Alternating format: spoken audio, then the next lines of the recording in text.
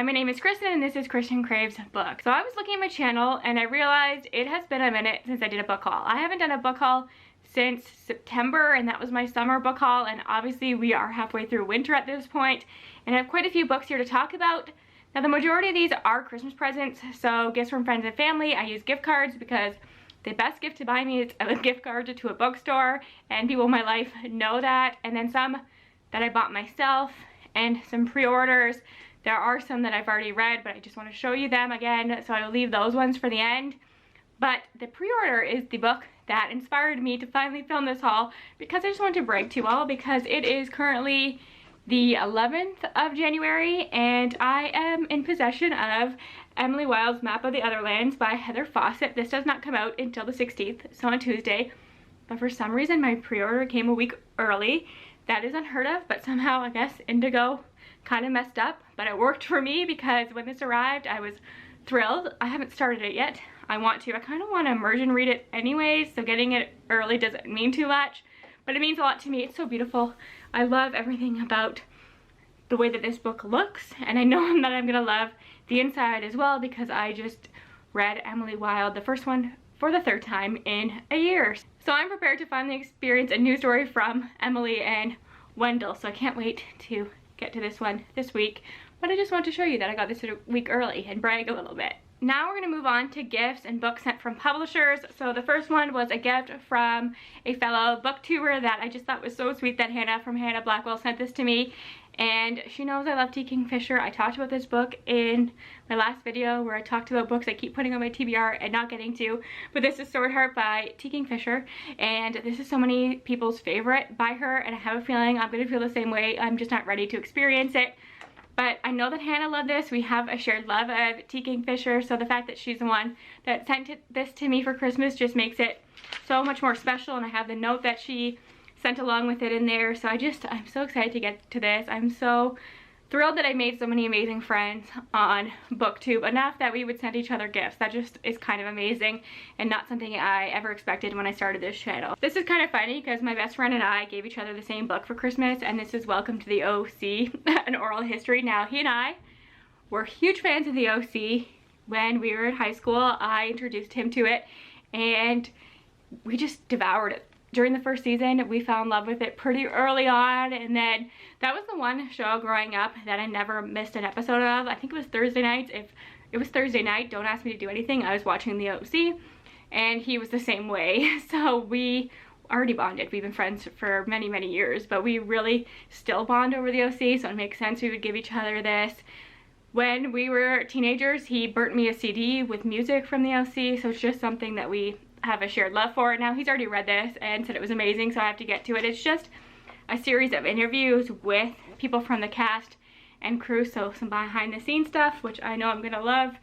So yeah, there's that. This next one was actually sent to me by the author. She reached out to me on Instagram, and it was already a book on my radar, so I was thrilled when she asked me if I wanted a copy of it, and that's Mina and the Undead by Amy McCaw. This is a vampire book set in New Orleans. What else do we need to know? New Orleans Fang Fest 1995, and Mina has a summer to die for. So it's a perfect summer read for me probably, but I'm kind of tempted to get to that before the summertime. I need some vampire books in my life, and the fact that this one is also set in the 90s really appeals to me, and it's the first book in a series. I think the third or the fourth one comes out this year, so hopefully I get to this one soon. I've heard some amazing things, and thanks again to the author for reaching out to me. These next 3 or 4 books I showed in just a mini haul in one of my vlogs. I vlog my wrap-ups, if you weren't aware, instead of just doing a sit-down video. Whenever I finish a book throughout the month, I pick up the camera and I talk about the books so that my thoughts are fresh, which is a good reminder that after I film this video I have to do that. But I just want to show these again in case you don't watch those videos, because I know that everybody loves wrap-ups, and that's fair enough. So the first one is Evocations by S.T. Gibson, and this is one of my most prized possessions, and it is the most beautiful arc I've ever seen, and I fell in love with S.T. Gibson last year. A Dowry of Blood was on my best books of the year list, so to get this copy of it from Angry Robot Books was just incredible to me. And this comes out May 28th, but I will be reading it way before that. I'm gonna put it on my February TBR, so there is a spoiler there, but look how pretty this is. This is sort of just becoming a February TBR video somehow, because these next 2 books come out in February and I want to read them at the beginning of the month. And speaking of beautiful books, I've said this every time I talk about this book, but this is my favorite cover of all time. I'm in love with it. This is Where the Dark Stands Still by A.B. Paranek, and this says, what dark secrets lie hidden in the spirit wood? I'm gonna love it. I already know this. It's obviously a fantasy romance. It has an enchanted wood. I'm gonna eat this up. I'm actually reading Lore of the Wilds right now, and it has similar themes with this fae-like creature who has antlers, and apparently that's a thing I like. I am learning that I enjoy that, so really excited to get to this one. This next one actually started in December and was absolutely loving it, but it was December, and you know how December goes. I got burnt out. I was doing the reindeer readathon and I just couldn't read anything more by the end, so I am saving it to read in February, and this is Tender Beasts by Lascelles Samsbury. This is a YA horror, as you might be able to tell from the cover. There's a bit of a dark academia vibe, but it's about siblings. It starts off with a prologue where the character's mom is killed, so that is a trigger warning, but it was quite an interesting prologue, and now we are following her as she learns some things about her brother. So I'm into it. I will have a full review of this for you soon. And the last arc I have is The Last Spy Hunter by Salini Goldenberg, and this is another book from Angry Robot Books, so shout out to them. You should see the final copy of this book. It is not in black and white, it's colored, but I just love everything about this illustration. And all I know is that one of the characters in this is 9 months pregnant and she saves the hero, so she is a badass, and I'm into that. So hopefully I can get to this one soon. When does this come out? April, so I have some time. So the rest of these are all gifts from my family, books I use gift cards on, and a couple that I bought myself. And honestly, there's quite a few here, and I don't really remember which ones I bought myself, which ones I use gift cards on. So I'm just going to show them all to you. And I'm finally going to complete some more series in 2024 because, as I said, 2023 changed me, and I'm so excited to finally finish this series in particular. So these are the sequels to Fireborn. What's the order of this? So I think the second book is Flamefall. I'm gonna reread Fireborn because I think I read it in 2022. So much happened, and a lot of it I remember because it's just that kind of story. It is very memorable, but I want to experience it again before continuing on.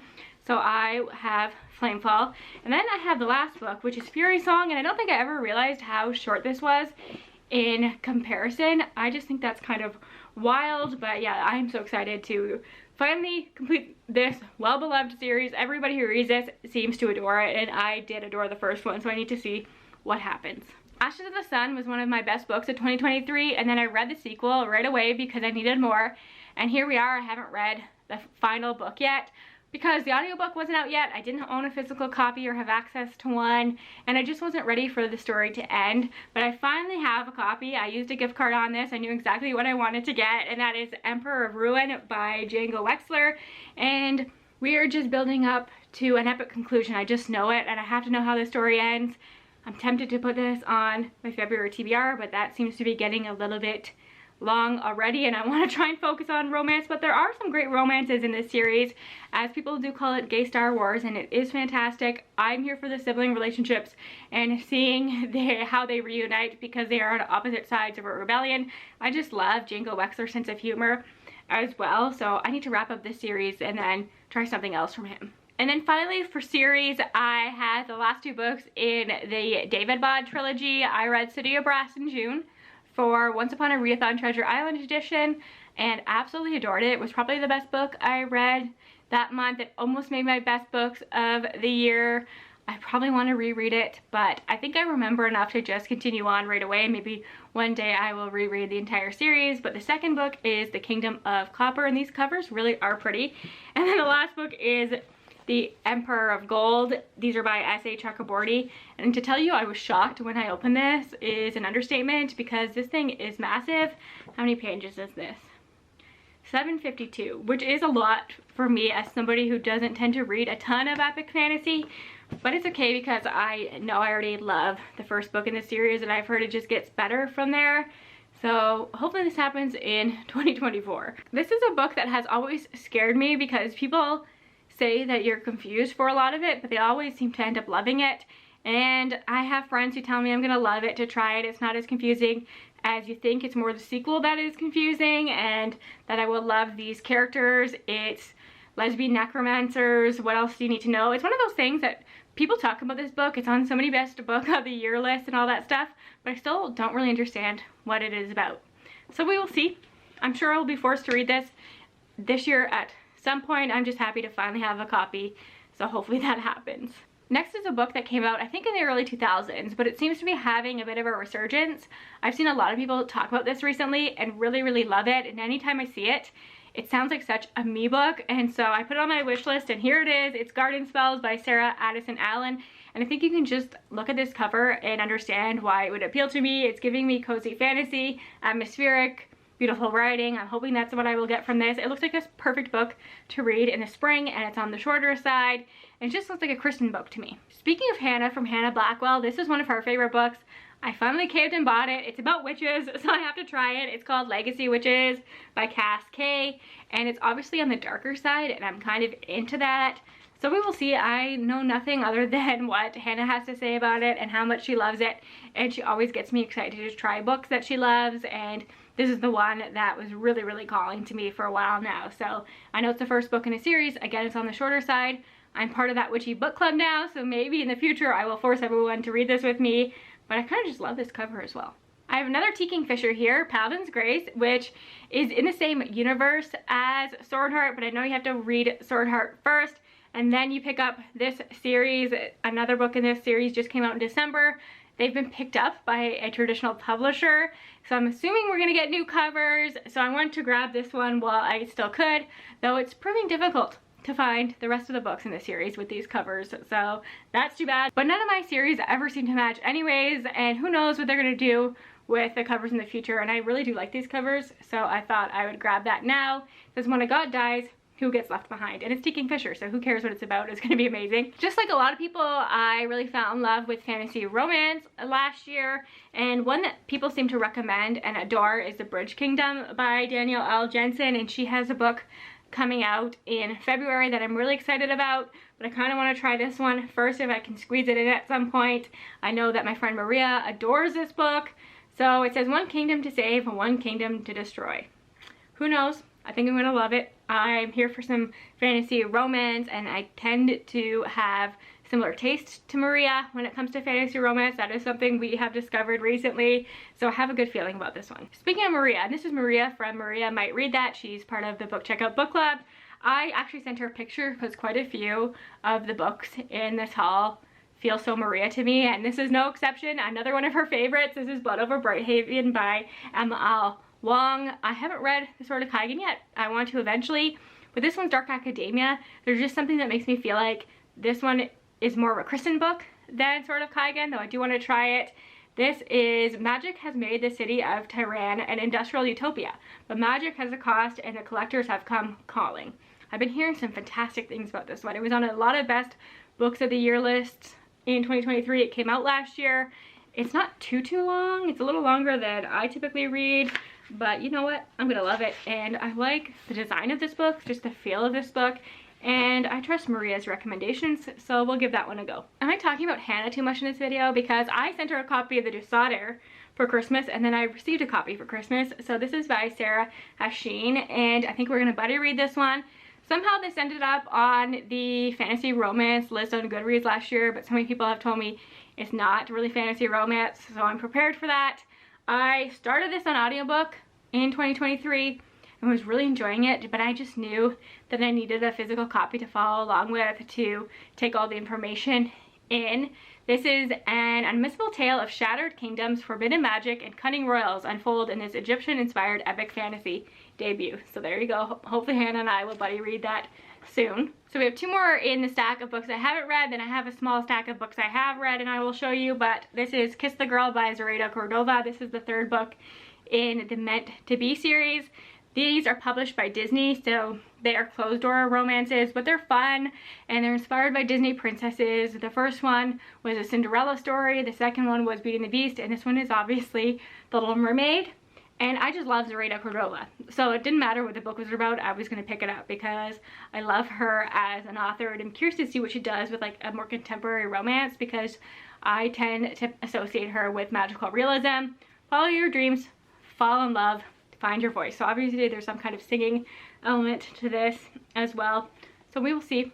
And then lastly, we have the final book in this Jane Austen murder mystery series that I think is really fun. This is Manslaughter Park by Teresa Price. The first one was Pride and Premeditation. The second one was, I have them right behind me, Sense and Second Degree Murder, and then we have Manslaughter Park, and I think this is the final one. It's not getting the best reviews, but I don't think the first two books did either, but they're fun for me. The author just takes the characters from the original stories and puts them into these murder mysteries, but they feel so authentic to the original characters, and I kind of love it, and they have like different relationships and stuff, so I'm excited to just wrap up this series. I wish we got more. I wish we got one for all of Jane Austen's books, but I have a feeling that this is the last one. Finally, moving on to the books that I have read. I only have 5. I'll be quick because obviously I've talked about these in other videos, but we're going to start with SLE Foot by Brom. I read this as a guest for the Black Hat Book Coven, which I am now official member of. This was their October read, and I wanted to get a copy just because there's illustrations throughout this, and just the whole format of this book made me feel like it was better to read physically, and I also listened to the audiobook at the same time, and that really enhanced my experience. I loved this book. It was one of my favorite witchy books of the year, and I probably should have put it on my best books of the year. It was just hard. I had to make it that a list of 15 books, and I could have made it 30, to be honest with you. The next 3 are books that did make my top 15, and the first one is That Time I Got Drunk and Saved a Demon by Kimberly Lemming. She just got picked up. This edition just came out. These covers have really grown on me. I love this cover now. I love this series so much. I love Kimberly Lemming. This is the most ridiculous and fun romance I read last year. It was my first monster romance, and now I feel like it's ruined monster romance for me, but I digress. Look how pretty this is, and I think it became a top seller of the month, so that makes me excited for her, because how could you resist this cover? A book that needs more attention is Only for the Weak by Natasha Bishop. This is self-published. I read it on KU, but I loved it so much that I needed a physical copy, and I'm so glad I grabbed it because I love this cover so much. This is my messy romance of the year. I always have one messy romance that I end up really loving, and it is this, because she is attending her sister's wedding and her sister is marrying our main character's ex-boyfriend. But then she ends up having a fling with one of the groomsmen, but they're hiding it, and I was in love with their chemistry. I love books set around weddings. I love this main character and this friend group, and everything about this book is just a favorite, and I will be rereading it this summer because I just love it so much, and I hope that this becomes a series. And then of course we have The Queen of Blood by Sarah Beth Durst. I am now a huge Sarah Beth Durst stan, even though I've only read this trilogy. I marathoned it. I haven't marathoned a series in many years, so that tells you how much I loved it. Then I bought this copy, and it came in hardcover. I was so excited. Wrapped in plastic. I don't know if you can even get these hardcovers anymore. I haven't been able to find the rest in the series, and they seem to just be mass market paperbacks now, so I don't know what that is about. So I'm determined to go to secondhand bookshops and track down the rest of the series in hardcover, so we will see if that is doable because I just love this series so much. It feels like cozy fantasy without being cozy fantasy, so I think if you're somebody who wants to dip your toes but you don't want to go all the way to something like Legends and Lattes, this is a good one to start with. And then ending this video with a book that probably should have been in my top 15, I just didn't have room, is A Haunting in the Arctic by C.J. Cook. And I think that that was the first year that a C.J. Cook book didn't make my top 15, even though this is one of my favorites by her. I just read so many incredible books in 2023. This is a story that is told in 2 timelines, one in the present, where they are discovering the shipwreck in the Arctic, and they're on TikTok, so it feels very modern, and I can understand why maybe that wouldn't appeal to so many people. And then something in the past where we're following a woman who is kidnapped and taken aboard this ship, and the horrors that she goes through. There are so many trigger warnings in terms of that chapter, and then we see how they parallel one another. That is what C.J. Cook is known for, and what she does so well, is we tend to get this historical timeline and a more present timeline, and we see how they connect. And she does it in a way that nobody else can, and I just love her writing and her atmosphere. And the more I talk about this, the more I regret not putting on my top 15, but that is my haul. And I don't think I will do another one of these for a while because a lot of these were Christmas presents, as I said, and I'm really embracing my Kindle lately. I'm reading something on my Kindle right now, and I want to get through a lot of these before I start buying too many. I have a few pre-orders and things like that, but I am trying to get through what I own, which I see a lot of people trying to do this year, which I love. And let me know what was the last book you hauled, either physically or an audiobook or from the library. I would love to talk about it. Thanks again for your support. I'll talk to you again soon. Bye for now.